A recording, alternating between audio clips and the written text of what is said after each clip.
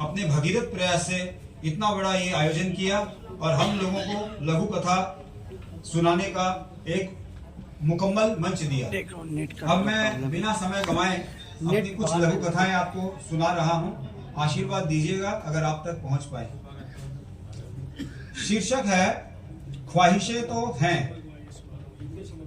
आज क्लास 12 में बच्चों के आपस में मिलने का अंतिम दिन था, क्योंकि स्कूल में क्लास 12 तक ही पढ़ाई होती थी। इसके बाद सबको किसी कॉलेज में दाखिला लेना था। मार्कशीट मिलने के बाद सभी बच्चे आपस में गप्पे लड़ा रहे थे। तभी बात उठी कि चलो सभी अपनी अपनी ख्वाहिशें बताएं कि आगे चलकर क्या करना है, क्या खरीदना है। सभी बच्चे शुरू हो गए थे।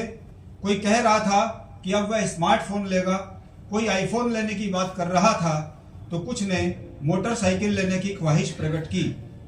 एक आध बच्चों ने नई कार खरीदने की भी बात कही। अगर इन सब में चुप था तो सिर्फ अविनाश। उसे चुप देखकर उसके दोस्तों ने पूछा, क्यों दोस्त, तुम्हारी कोई ख्वाहिश नहीं है, एकदम चुप बैठे हो?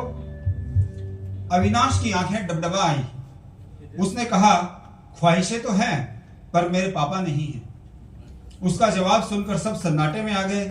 उसके एक दोस्त के मुंह से निकल गया, सच है, पिता हैं तो ख्वाहिशें हैं। अब मैं अपनी दूसरी लघु कथा आपको सुना रहा हूं, जिसका शीर्षक है लूट। एक छोटा सा बच्चा कहीं बैलून बेच रहा है, ऐसा परिदृश्य है। अब एक कैसी लूट मचा रखी है, ये बैलून कोई 10 रुपए का है, 10 के 2 लगाए तो दे दे। साहब की कड़क आवाज सुनकर 9 वर्षीय गोलू सहम गया।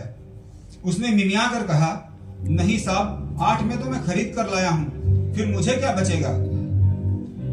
साहब गुर्राए, वाह बेटा, तुम लोगों की मौज है, 25% प्रॉफिट, 8 का खरीद कर 10 में बेचोगे? हद है यार, हमसे तो अच्छे तुम लोग हो। हम मर खप कर दिन भर में 5 लाख का माल बेचकर 5% प्रॉफिट कर लें तो बहुत है।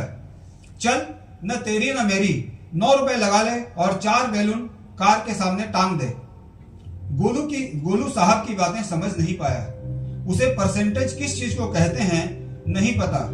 वह तो शाम तक 100 रुपए कमाना चाहता है ताकि उसका और माँ का खाना हो जाए। उसकी चिंता यह है, पहले सोचा कि शाम तक 50 बैलून बेचने पड़ेंगे तो 100 रुपए आ जाएंगे, पर साहब ने तो सारा गणित बिगाड़ दिया। अब उसे दौड़ दौड़ कर 100 बैलून बेचने पड़ेंगे, तब जाकर 100 रुपए मिलेंगे। मेरी तीसरी लघु कथा है वीआईपी रोड। लगता है इस बार मेरी चिट्ठी काम कर गई। सुनील ने रास्ते में सफाई करते हुए सफाई कर्मचारी से कहा, कैसे साहब? अरे भाई, मैं 2 साल से इस सड़क का इस्तेमाल कर रहा हूं, हमेशा गंदी पड़ी रहती है। मुश्किल से 2 महीने में एक बार ही साफ होती थी। मैंने म्युनिसिपल ऑफिस में कई चिट्ठियां लिखी, इस बार बिल्कुल कड़क चिट्ठी लिखी है। अब देख रहा हूं पिछले 1 सप्ताह से रोज सड़क की सफाई की जा रही है और सड़क बिल्कुल चकाचक हो गई है। मारे खुशी के उत्साहित सुनील आसमान में उड़ रहा था। सफाई कर्मचारी ने कहा, साहब बुरा मत मानिएगा, ऐसी दर्जनों चिट्ठियां रोज म्युनिसिपैलिटी ऑफिस में आती हैं और कागज का हवाई जहाज बनाकर उड़ा दी जाती हैं। किसी मुगालते में मत रहिएगा। ये आपकी चिट्ठी का असर नहीं, बल्कि मुख्यमंत्री के रूट बदलने का असर है। अब यह सड़क वीआईपी रोड बन गई है और सीएम साहिबा इसी रोड से दफ्तर जाती है। सफाई कर्म ने जब कहा तो हवा में उड़ रहा सुनील वापस जमीन पर आ गया। अपनी चौथी लघु कथा का वाचन कर रहा हूं। कथा का शीर्षक है अच्छी बहू। भाई, तुम इतनी क्या बातें करती रहती हो दोनों माँ बेटियों के पास? 1 घंटे रोज बात करती हो अपनी माँ से? रमेश ने अपनी पत्नी से पूछा। सुना नहीं तुमने?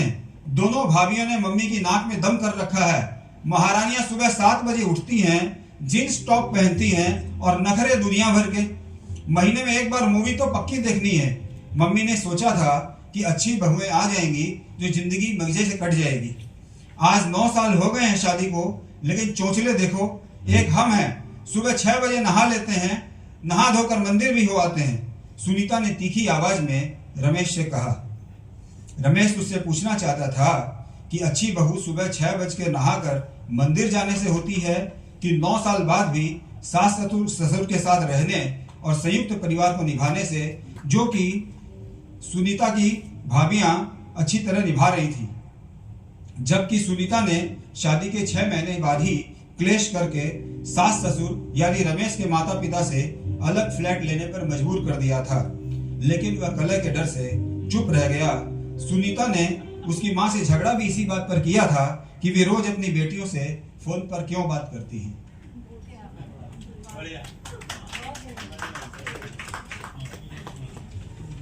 अब मेरी अंतिम लघु कथा, पर्यावरण की चिंता।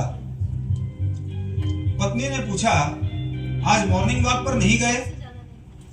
पति ने कहा, अरे नहीं, सिगरेट नहीं मिली, रात को खत्म हो गई थी, फ्रेश नहीं हो पाया, अब सुबह दुकान खुलेगी तो नीचे जाकर लाऊंगा, तब जाकर मॉर्निंग वॉक पर जा पाऊंगा।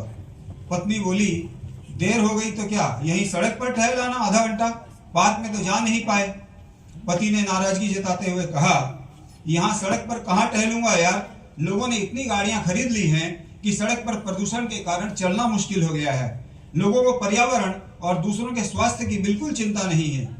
पत्नी हैरानी से पति का चेहरा देखने लगी। वह समझने की कोशिश कर रही थी कि सिगरेट का प्रदूषण ज्यादा नुकसानदायक होता है या गाड़ियों का। धन्यवाद।